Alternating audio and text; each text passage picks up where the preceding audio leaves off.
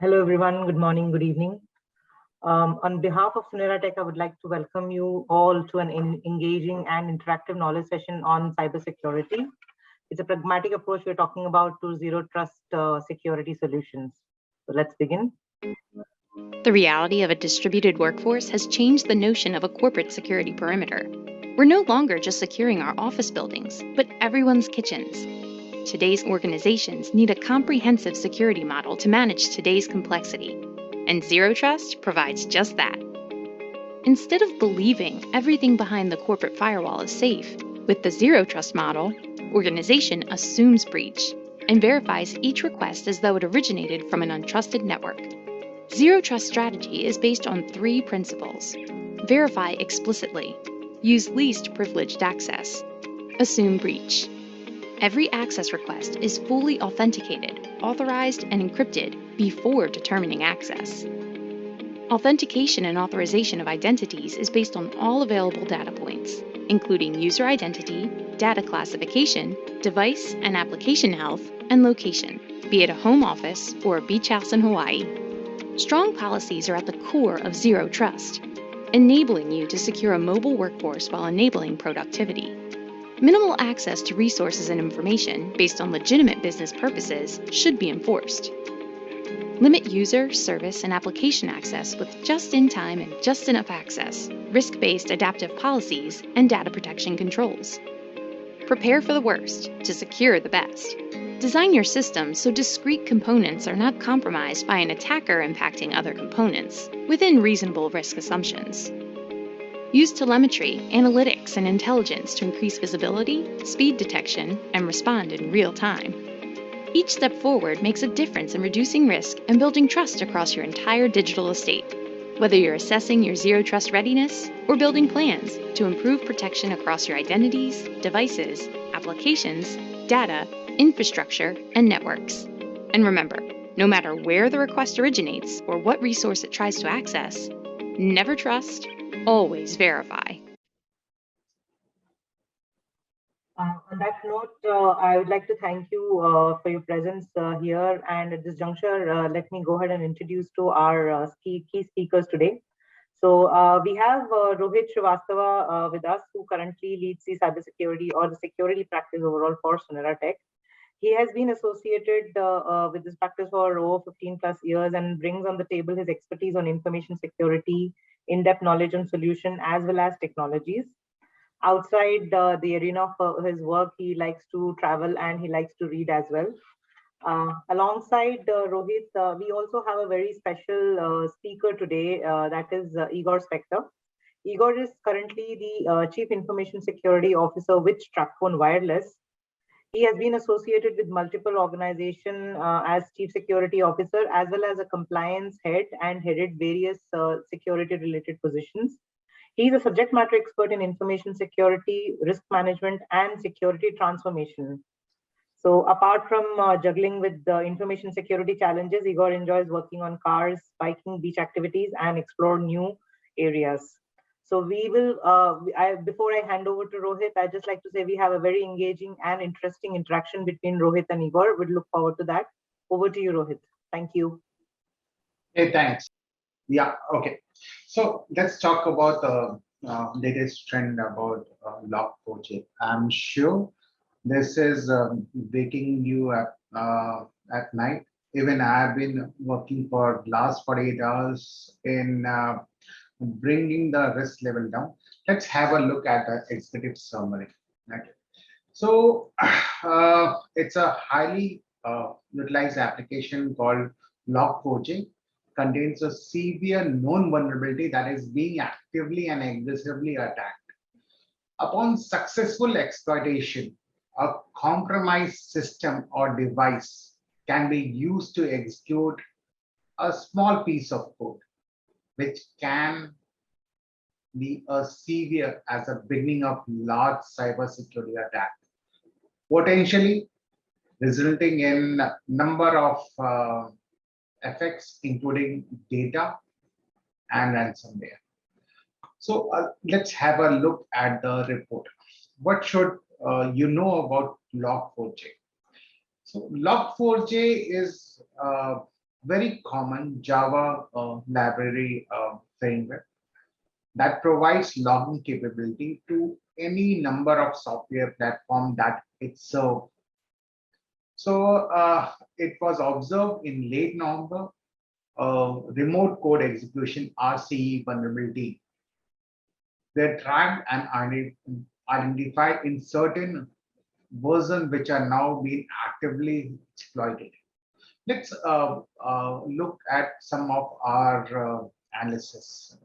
Analysis is the exact extent of Log4j is deployed throughout the health sector is unknown.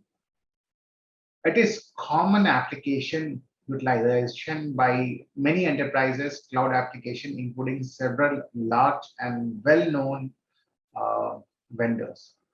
Therefore, it's highly likely that health sector is impacted by vulnerability and possibility to large extent. Log4j is known to be a component in many software platforms. Now, let's look at the vulnerability. This is a remote code execution vulnerability which was discovered in late November. However, the release and circulation of proof of concept exploit code is in recent days. And this has thrown us in sleepless night, wherein we are able to fix these vulnerabilities across systems before it exploits us. Now, in terms of patching, mitigation, and workaround, I do remember that one researcher shared some Yara rules to detect this, and Apache has recently released a new version to fix this. Now, recently I discussed with one of the CISO of telecom company. Right? He is from TrackPhone, so he is again protecting their network and doing a remediation as well. Okay, so they are patching their system. If you see the entire extent of all the CISOs across organization or across world rather, okay, they are spending their sleepless night in fixing these vulnerabilities. It is not that they are being attacked, but again, it's all preventive measure which they are doing currently. Let's have a look what Igor has to say. He's from TrackPhone. Can you play the video, please? Hey Igor, welcome to this webcast and thanks for joining us here. Okay, yeah, Igor, can you introduce yourself on this call and then I will proceed with a set of questions. Yeah, of course, absolutely. First of all, guys, thanks for having me. I really appreciate you pulling me into the webcast. Look forward to it. So, real quick about myself. So, I'm around the security industry for the last 20 plus years. So, work for different size of the companies, large, small, medium size, different industries, as well as publicly traded and privately held. So it really gives me a good, kind of landscape of all of the above. Really give me a better visibility on how, security landscape should look like. What are the strategies? How do you support the customers, employees? So, very recently, well, not recently, it's been almost 2 years, time flies. So currently I'm with TrackPhone Wireless, CISO, and pretty much responsible for the entire, most of the security domains that kind of falls on me and my team. Okay, thanks Igor for brief intro. So see, actually my first question is because we have seen a second version of Log4j2. Okay, so in your role, how you are dealing with Log4j2? Is there any kind of strategies around this? Well, yeah, I think it's a perfect timing for this question. As you know, I'm sure many of your customers, including us, have full hands on deck. I think the key is to make sure you rally your teams, make sure your people understood the criticality, which is in most cases understood the risk. So to me, the first strategy is to really educate people. So everyone understood what are the risks are, what are the potential exposure. So that's kind of one aspect. The second aspect is to ensure your team collaborates, cross-functional teams collaborates as they moving through the mitigation process. There's a lot of moving pieces in this specific vulnerability. There's still a lot of unknown. There's still a lot of vendors kind of still working on their patches, updates, what have you. So it's really important to make sure teams are on the same page. Then they understood how they tracking all this is important. So that's kind of the second piece. And the third piece, probably including the strategy, you gotta focus on your priorities. This is the massive impact to IT, to business. So prioritize the work, right? You need to understand what's the what are your externally facing stuff versus internally facing. This is what they would need to prioritize. So those are a couple of people, rally people, collaboration, and then really focusing on priorities, externally facing systems applications. Those are probably kind of key, key to, I would say, success. This is big one. This is really big one. And, kind of, we're gonna, we're gonna mitigate this at some point sooner or later. And I think we're gonna have to reflect. How did we do the retro?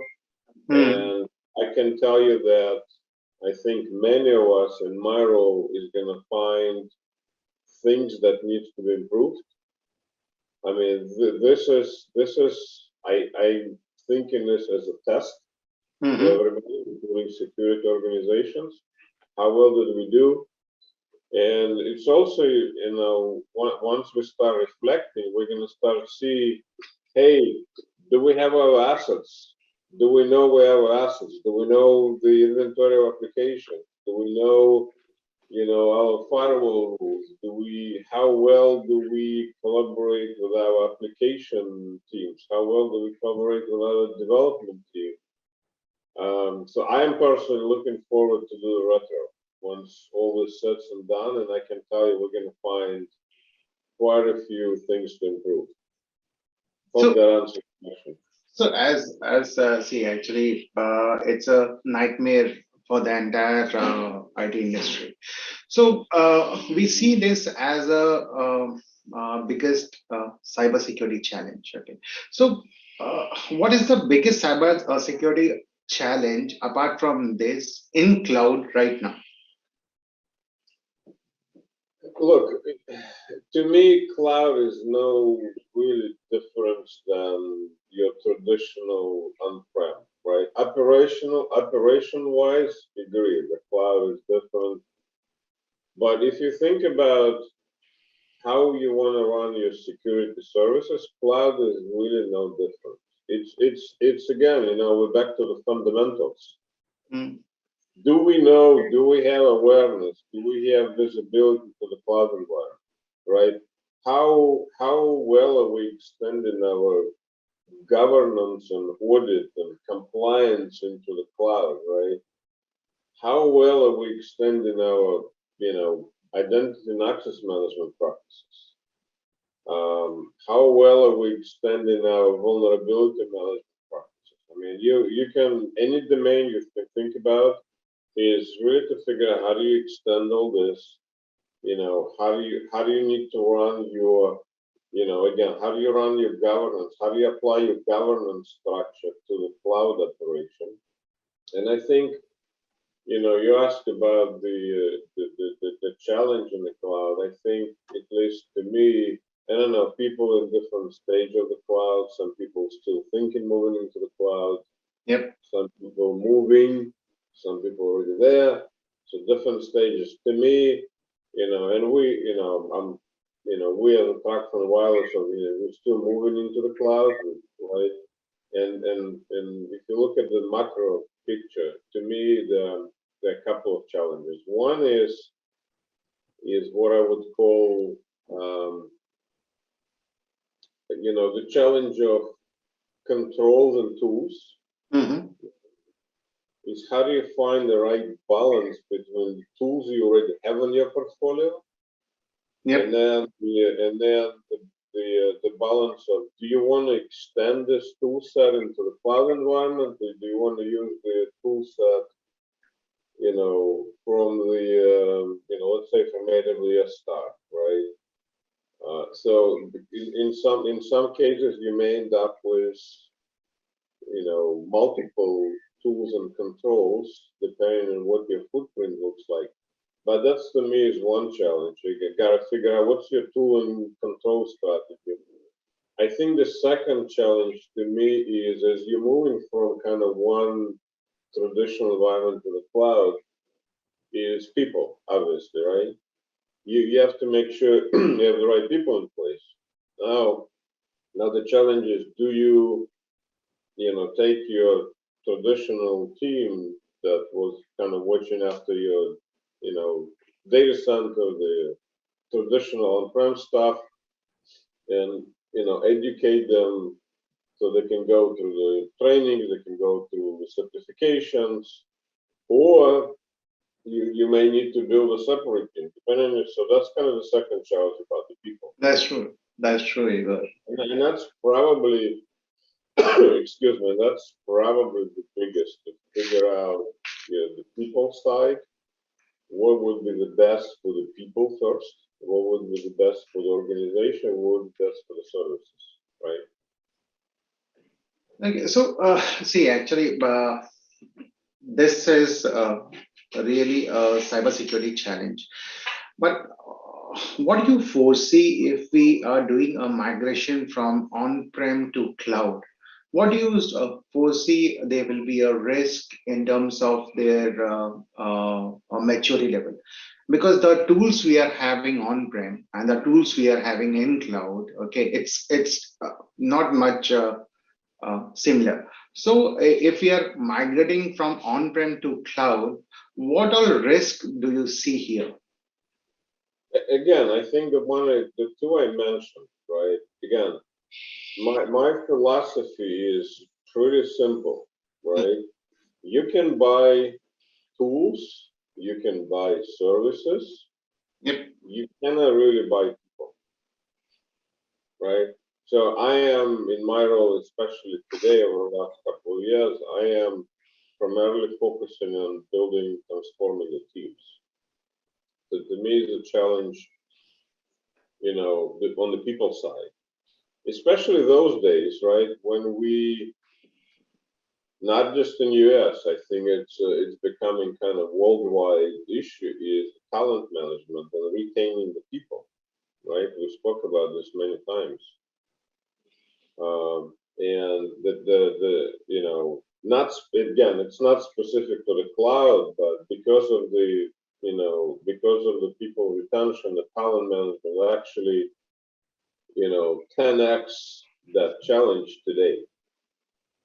And again, to me, the biggest, again, we can buy services, we can partner with the service provider, we can do that, but your own people is, because you're potentially disrupting the traditional way of how you're running your security organization by moving into the cloud. And one of the topics, I'm not sure if you have the question or not, is how do you move your traditional into the DevSecOps? Yep. Right. Yep. And this is not a challenge. It should be on your roadmap. It should be on your strategy. How you move from here to the DevSecOps operation, including how you prepare your people for this. That is what, see, actually I've made some notes as well. So very good insight, Igor. We have seen this, okay. Security is at an very incredible inflection point as a second wave of our digital transformation accelerates. For all of us who are responsible for protecting people and safeguarding data, we know it's a job which is not getting any easier. So, the cyber threat landscape is very dynamic. For example, recently it is Log4. Previously, it was something else. So every day something new is coming. Sorry, okay, something new is coming. So as of now, our cybersecurity domain is emerging day by day. So that is why I called you on this call to give us an insight. What is the real challenge which you are facing, Igor? Thank you so much. I know you are a busy person, and thanks for giving us time, Igor. Now, again, thanks for having me. And I think you just another 10 seconds, maybe. You make, really good comment, which I probably should have mentioned, is about the data, right? End of the day, our job as professionals to protect company brand, company reputation, and company assets and data. And that's another big challenge as we're moving into the cloud, because your footprint is expanding, Yeah. right?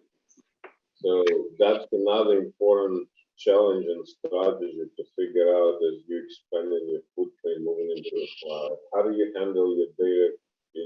Your governance, your governing data governing. What's the data governing program?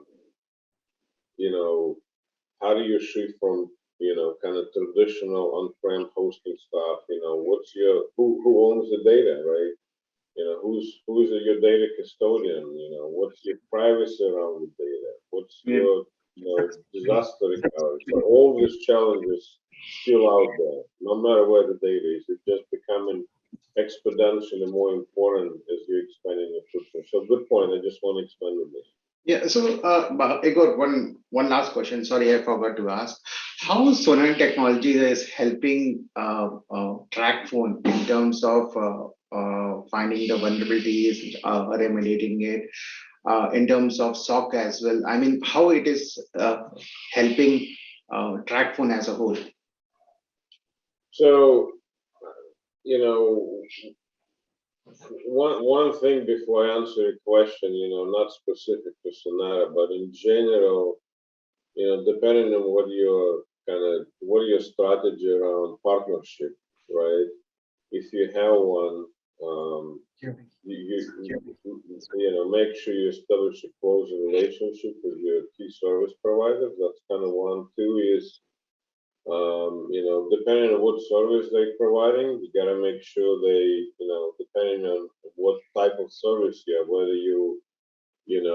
you just, providing, I would call a people, or providing through managed service. So that's just another strategy on its own. I mean, to answer your specific question, Sonara is helping us today by really taking, extra step, going extra mile for us to monitor our environment, right? So we have, people 24/7 who's really helping us, monitor and detect for potential exploit. I mean, back to the Log4j issue that you started the conversation today, right? That service, the SOC that we're receiving from Sonara was absolutely critical to us. So to me, it's a front end is how we see in my role, getting awareness. That's one. This is how we monitoring our kind of connections. In this case, people are build the playbooks will right away as soon as the news gets out. So we that SOC team was with a scenario in the back really was helping us to be there from day one for us, and they still do, right? Obviously. Yeah. Thanks, Igor. Okay, thanks for all the good words, Igor. Anything else would you like to highlight on this call in terms of zero trust or so? Nothing specific to the zero trust, because that's a huge topic on its own. But I want to kind of bring us back to your very first question that you asked. And I would really encourage everyone who's viewing the webcast is to get through this remediation work of Log4j and really take time and look back and learn the lessons. I truly believe this is the good test for cross-functional teams, right? Yeah, and if you it spend is. time and kind of doing the retros, not only with your security organization, but people who you're working with, IT application, databases, developers, you will find a lot of things to improve. So to me, I'm looking this as a positive. This is through test, and we're going to learn a lot. So that's kind of what I kind of want to bring us back to the surface again. Do the retro. Yep. Thanks for that word for rest of the industries. Okay. Thanks, Igor, for joining us. You're welcome. Thanks for having me. Okay. Bye-bye. Yep, that was the video from one of our clients. Okay. So nowadays, the CISOs are pretty much concerned about their cybersecurity structure. Right?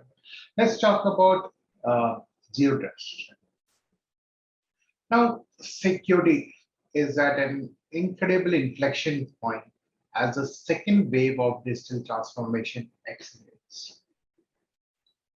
For all of us who are responsible for protecting people and safeguarding data, we know that it's a job which is not getting any easier. Like you, we at Sunera fight this every single day, and the toll that breaches can take is not just in the financial cost to government and individuals, is that very human cost in time, in peace of mind, and a loss of sense of control over one's environment. That's what inspires me every single day, knowing that we are working together as all cybersecurity professionals to protect all people, all organizations across our cybersecurity communities around the world. So every single one is empowered and inspired to innovate and grow their future. See, our fundamental ethos is to help build a better future, and I couldn't be prouder of that. Now, the cybersecurity landscape is increasingly getting complicated. Recently, we have seen Log4j. In past, we have seen one of the most widespread and complex events in cybersecurity history. It was a clear reminder of what we are up against. So, if I talk about zero trust principle, it is all about verifying explicitly, least privilege, and the third one is always assume a breach. So this is the zero trust principle we are going to talk about in subsequent slide. And we are also going to talk about SIM and XDR, how we are protecting and how we are getting an intel from SIM. So if you see the threat landscape, it is, we have the threat landscape split days to organized crime, industrial espionage, and nation state attacks. More data and devices and locations are getting impacted. Security teams have not grown as fast as threats and vulnerabilities. They are increasing in a rapid pace. If we see a data points from 2011 until date, it has grown in, I will not say it is around say 30x times. So how has your data changed? What are the consequences and loss of leakage? For us cyberspace is new battlefield. We are seeing attacks on civilians, organizations from states, and attacks are no longer just to governments or enterprises or systems directly. We are seeing attacks against private property, the mobile devices which we carry around every day, the laptop on our desk, and the public infrastructure. What started a decade and a half ago has a sense that there were some teenagers in the basement hacking their way has moved far beyond. In today's scenario, just look at the uh, vulnerabilities which we are getting. It has morphed into sophistication and international organized crime and worse sophisticated nation state attacks. Now, let's talk about personal and resource are limited. So let's look at some of the data points. According to annual survey of around 620 professionals, which was done by Microsoft, IT professionals across North America and Western Europe from ESG, 51% respondent claim their organization has a problem of it's a shortage of cybersecurity skills, up from 42% in 2020. The security landscape is getting more complicated and the stakes are rising. But many enterprises don't have the resources they need to meet the security needs. Virtually anything can be corrupted. In an open world of internet, anything can be corrupted. The number of connected devices in 2021 was predicted to be 15 billion. It's a huge amount, not including computers and phone. As we connect virtually everything, anything can be disrupted. Even the water filter, even my car, my laptop, my TV, everything is IoT now. Everything from the cloud to the edge needs to be considered to be.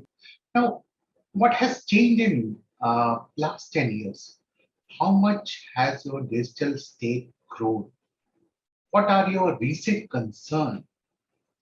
When it comes to defending against cyber attacks, we really must consider what is our digital state. Every digital state is scattered nowadays. How do we think about what our assets are, what we have to defend against? This is a little bit different now than it was 5 or 10 years ago. IT organizations now find themselves responsible for protecting a set of technologies that may not known. That can be the things like user-owned mobile devices that are used to access corporate data. Even my mobile, how many mobiles are being enrolled? The company should know because the data resides on that mobile. It also includes system and devices that your partners and customers use to access your information. And any one of these points can be point of vulnerability for your overall state. That changes the game when it comes to security. Now you can no longer draw perimeters around your organization. We have a pandemic kind of situation wherein everyone is working from home. Now, how to control their devices? When we used to sit in the office, okay, we have the group policy, we used to implement a lot of stuff. Now the world is open. We are working from home. How to control the devices? This is a challenge that we struggle within the IT security. And it's a challenge we at Sonera think that we can uniquely help the organization. The cloud can help manage the complexity of the expanding digital state, which I explained earlier. Now, the companies are moving to cloud. They are migrating their on-prem to cloud. Why? Because they have to consolidate all the assets within the cloud. It is pretty easy to manage within the cloud at one location. It simplifies and makes security easy to manage. We have next generation of AI and automation in cloud helps to supercharge our work. Now, how many security products does we have? How many are only one type of data or location or data types? Do you believe consolidation and integration could help improve security? How much dollar you spend monitoring, upgrading, purchasing, and operating these? To add to the complexity is that there are many solutions to choose from. In fact, one customer I spoke had over 60 plus security solutions. And what makes this even concerning is that these solutions do not integrate and talk to each other, giving opportunities of security vulnerabilities. Because if they are not talking to each other, if one device is vulnerable, the other will get vulnerable itself. They are not talking. We don't have any integration within devices. Plus, having so many solutions require multiple upgrade and access manageability. Many of our customers are struggling just to figure out how many of those solutions do we need to be in place, and are they leaving holes in security which could in turn cost them more.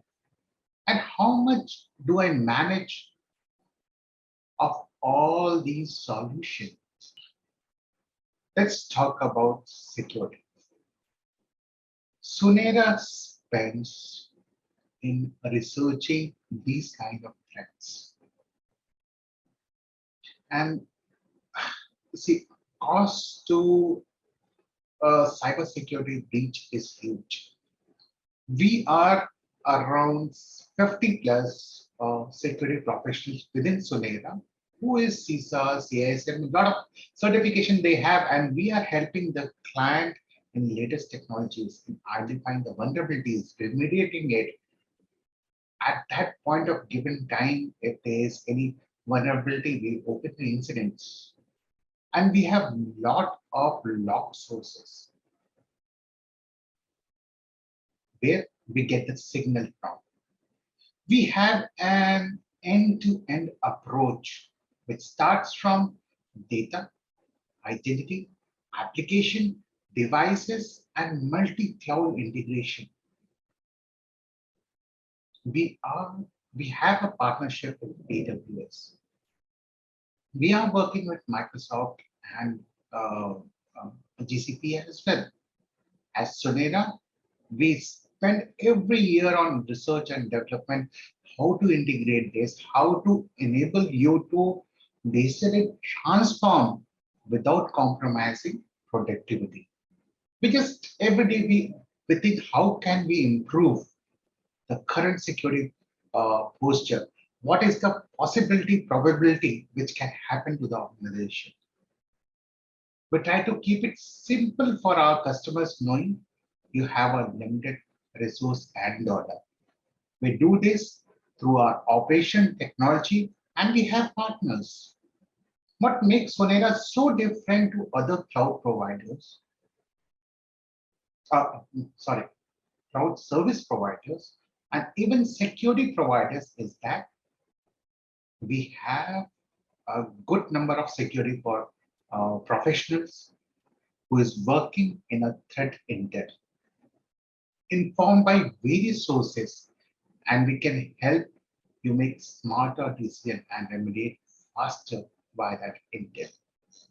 We provide a truly holistic approach to technology. Sunera helps you protect identities, data, application, devices across all your premises. Cloud, and the mobile. It's a truly end-to-end approach. This protection is at global stage because we are operating from cloud. And it is an enterprise class technology. So it's we get it benefited from the investment of security at global stage with a built-in capability and resources. So you can see how many emails we have unpacked. There is a huge pool of unique insights. There are billion of devices which is getting connected to internet. 10 million plus emails analyzed over a period of time. Authentication, dark web uh, partnership. We are managing 10,000 plus Azure accounts. That means we have certain policies within Azure. For example, impossible travel alerts, unauthorized access. Anyone who is a malicious actor, we catch it within Azure. We have a total end-to-end approach. The centerpiece of our investments is intelligence. It's a Sonera Intelligence Center. This is how we describe the way that we synthesize a vast amount of data from a huge variety of sources. So you can see 10 million emails analyzed by us via a configuration gap, which is provided by Microsoft.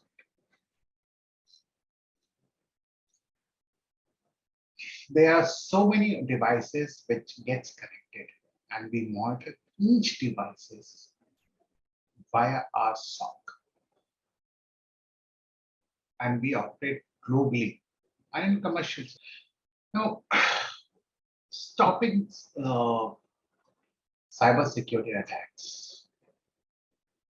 For a cybersecurity attack, it requires millisecond response time before attacks are identified based on metadata. That means there is a detection mode, there is a prevention mode. If you are doing a prevention mode, it requires millisecond times. Detection mode, once it gets detected, it goes via that data process. Seconds response time from detonation and identification and classification of novel threats. So we have inbuilt tools and technologies. So we have a tie-up with third-party vendors.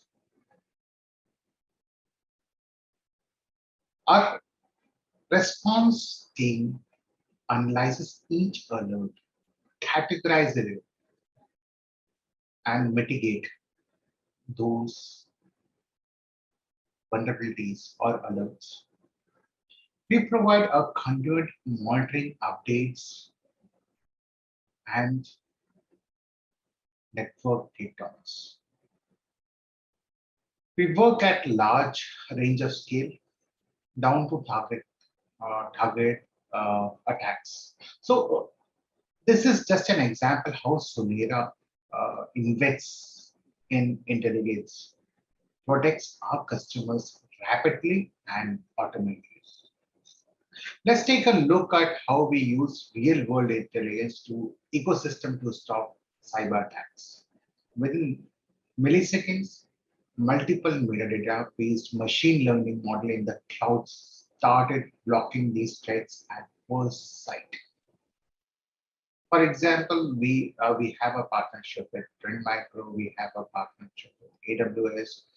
So if the Trend Micro gets that intent or via machine learning, it will get blocked immediately. Seconds later, our sample-based and detonation-based machine learning model also verifies the malicious actors, and it classified it. Within minutes, detonation-based model tuned and add additional confirmation that yes, it's a compromise. And then we do an analysis. After analysis, our response team updates the classification name of the new surge of threat to a proper malware families. and we make the rules within our endpoint security system to block those traffics then and there immediately. Our investments here are guided by four strategies for success with infrastructure based on security to securing your data in cloud. Let's talk about infrastructure or cloud security first. And this is woven throughout all of our four key areas and foundation security. So now I will again come to zero trust technology because identity is the first foundation. Adopting a zero trust strategy is a journey which is unique for every organization. And every single step you take will make you more secure. In the world without a corporate network parameter in this pandemic, identity is your first line of defense. While your zero trust journey will be unique, it is you. And the answer is pretty clear. Start with a strong cloud identity foundation. The most fundamental step, like strong authentication, protecting users' credential and devices, are most essential. Those steps will help you with the zero trust principle. The first one, verify explicitly. To verify explicitly means I don't know who you are, what you are trying to do in my network. I will consider all information I have for each authentication request. I will then apply this information to make precise access decisions, which are seamless for you, for the user, enforcing the second principle, least privilege access. A conditional access is the heart of our zero trust solution, allowing you to explicitly verify the context the request and then apply the controls to enforce least privilege. For every authentication request that considers user access, device health, location, the resource they are trying to access, these and more is being interpreted and then decide whether to restrict access or allow access, or keep an eye on the user, or ask them to re-verify via MS. We continue to make conditional access even more smarter and better. Authentication contexts that will allow you to enforce even more granular policies for more sensitive information based on user action within that. For example, I will give you, you can allow users to sign into your corporate and invoicing up with a personal devices with multi-factor authentication, but require a compliant device to do a wire transfer or bank transfer. You can also block access to specific action within portal if any risk is present, or restrict access to highly confidential documents to geographies in which the organization operates. I will give you an example. Suppose there is a user who is operating from US, northern part of US. Now he is logging at 12 p.m. and immediately his login is again being observed in Nigeria. Now the portal is going to stop it immediately because he will not be able to travel within 5 minutes or 1 hour to Nigeria. In that way, it's an intel which is being there as part of conditional access, so that he will be blocked from logging in from the Nigeria. Now to go one step further in explicit verification, we use multi-factor that augment or replace password. After all, weak passwords is the weakest link in your defense. So let's do a thought. How strong is your ID and access security? Is your end user authentication seamless and secure, seamless. That means it will be pretty easy for the user. It matters when it comes to user experience who is experiencing this in terms of authentication. User should not be bothered. It is our responsibility to make this very seamless for the user. Let's discuss on identity and access management. Now, what is Sunera's approach? Secure authentication, and we believe passwords and MFA is the best. With an add-on to conditional access to reach zero trust. Identity protection is to protect the client server application and database. As a as our customers go through digital transformation, physical perimeters have melted away. Companies need to handle user with multiple devices working from anywhere using multiple apps. We need a new way to think about security, and that is called zero trust. The easiest way to think about zero trust is to act as if everything is on the open internet. Just imagine during this pandemic, everyone is working from home. In that case, you never trust. You always verify. A robust zero trust strategy requires an end-to-end solution across users, devices, application, and data. It uses policies and real-time signals to determine when to allow access, block, or require additional proofs like MFA. Let me give an example. You have logged into your corporate network in 30 days or 7 days. It will ask you for OTP or it asks you to re-verify. But again, if you are logging into a new mobile, it is definitely asked for a MFA. Why? Because your service provider don't trust it's a new device. That is called zero trust strategy.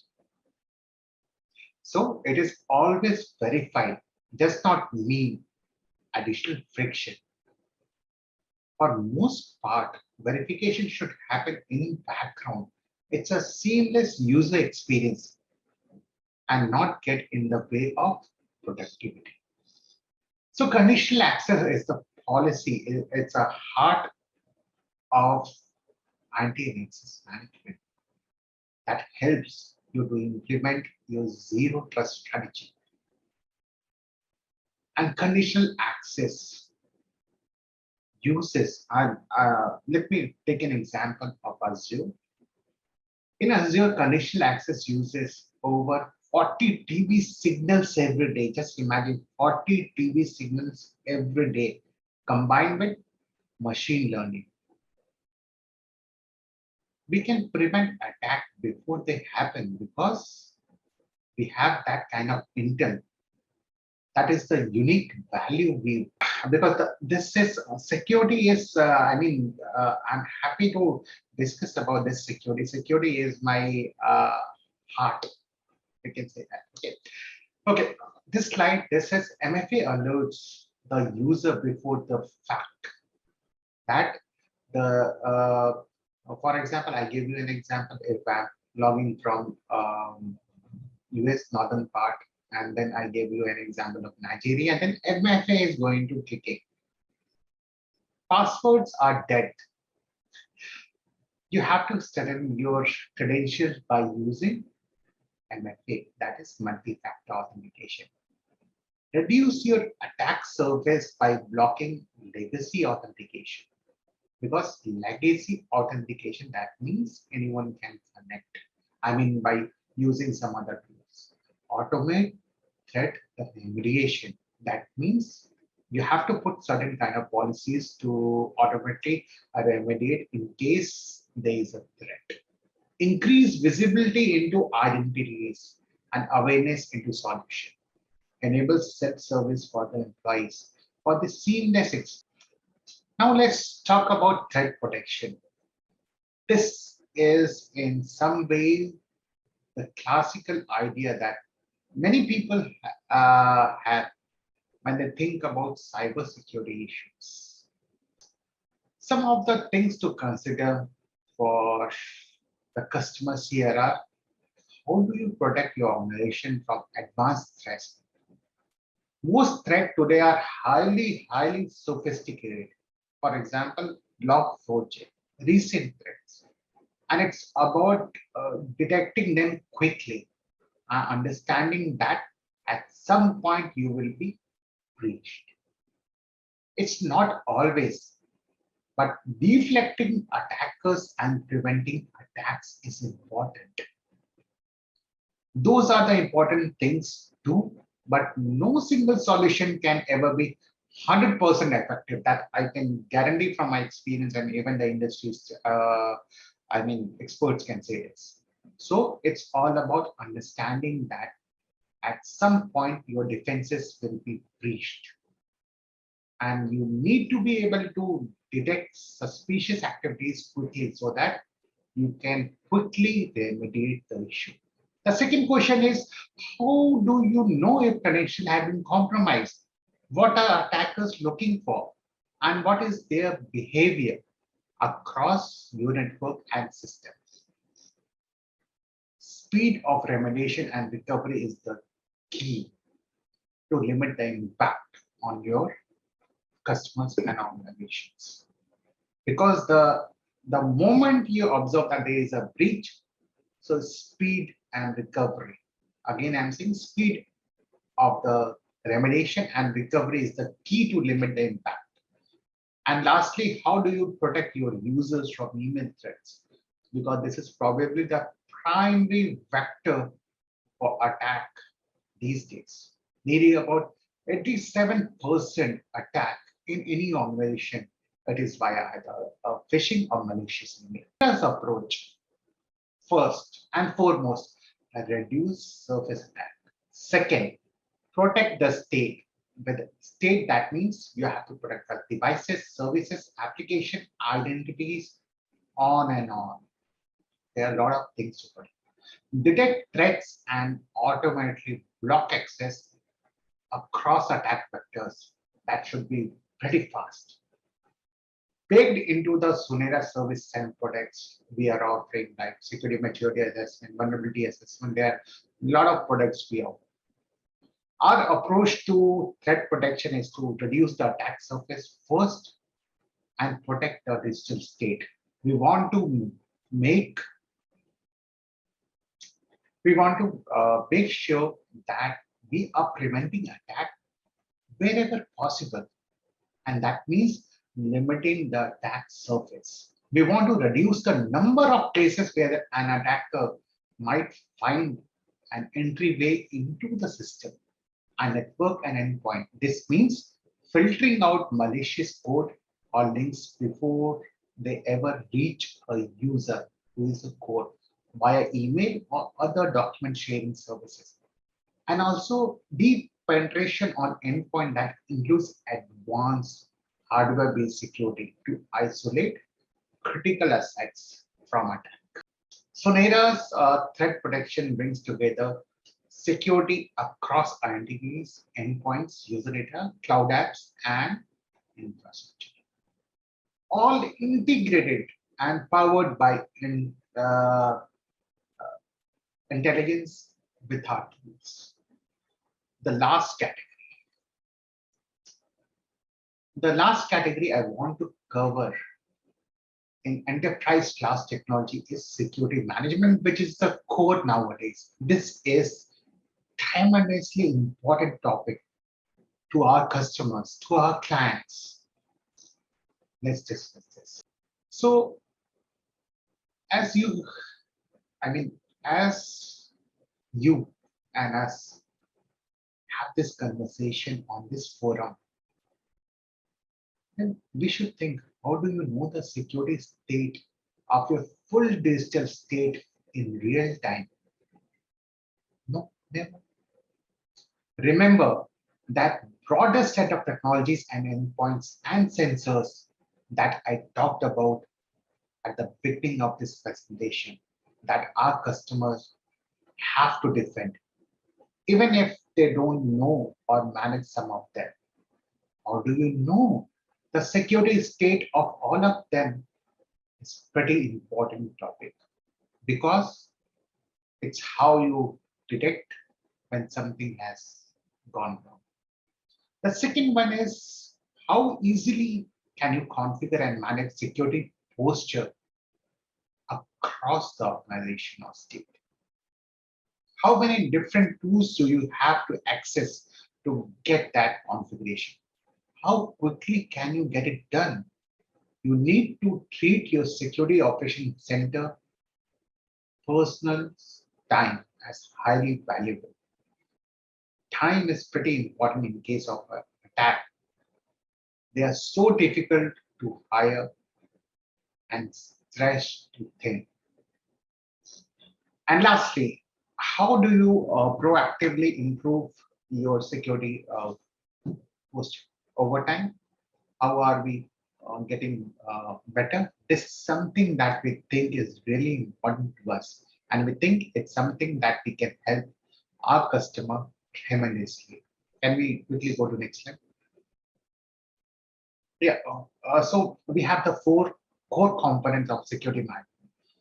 I discussed about IoT, devices or endpoints, apps and data, and infrastructure.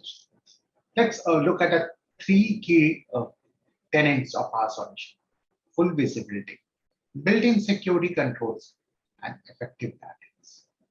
An effective security management solution is not about a single console.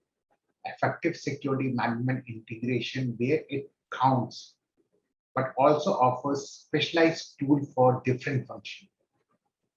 We as Sunera can help you consolidate from many to few while ensuring that your specialized team have the flexibility and freedom to manage their security as per the unique need of the component.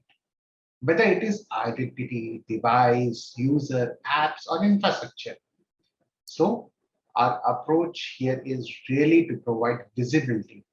That's the ability to see that security state across entire digital state is the key focus for CISO success in managing security is not about a single console that a CISO want to see a single console across platform, across everything. It is all about integration wherever it makes sense. If you are integrating, that means you are bringing the devices closer to each other. And you are integrating in case there is an alert, you can go to bring it all together. Here's where Sunera has invested across these four areas: identity and access management, information protection, threat protection, and security management. We have put a tremendous amount of investment into these areas. And the way it shows up is across a pretty broad array of product areas and features. Our IoT and access management tool enables you to take an IoT-based approach to security and establish truly conditional access policies. Our information protection solution, which we are discussing earlier, helps you to apply protection that travels with the information as it moves around, both inside and outside your organization. Our threat protection capabilities are built in and fully integrated. So you can strengthen both pre-breach protection with with deep capabilities, deep capabilities across email, collaboration services, and endpoints, including hardware-based protection. And post-breach detection that includes memory and kernel-based protection and response with an automation. And our security management tool gives you the visibility and more importantly, the guidance to manage policy centrally. Now, can we move to next slide? Now, let's talk about partnership. Now we have talked about the products. Okay, this I know it is enough. We have already crossed around 11 minutes. We have already talked about the products. Let's discuss our partnership. We have a partnership with for doing the vulnerability management. We have a partnership for identity and access management. We have a partnership. We have around 17 partners for which we have signed up to fit your solution, because each partner is having a different solution. Now, how to fit that? That is our job, who's going to access your environment and provide you guidance. So we partner with our peers to integrate solution and build a security ecosystem for expanding digital state. We work with industry alliance, for example, Trend Micro, to standardize on security solutions so we can work better together. And we work with other enterprises to create a safer world. We are not limiting it to our organization. We want, what is Suneratech's objective is, we want a safer world with all the cybersecurity. Now, I will take not more than 120 seconds.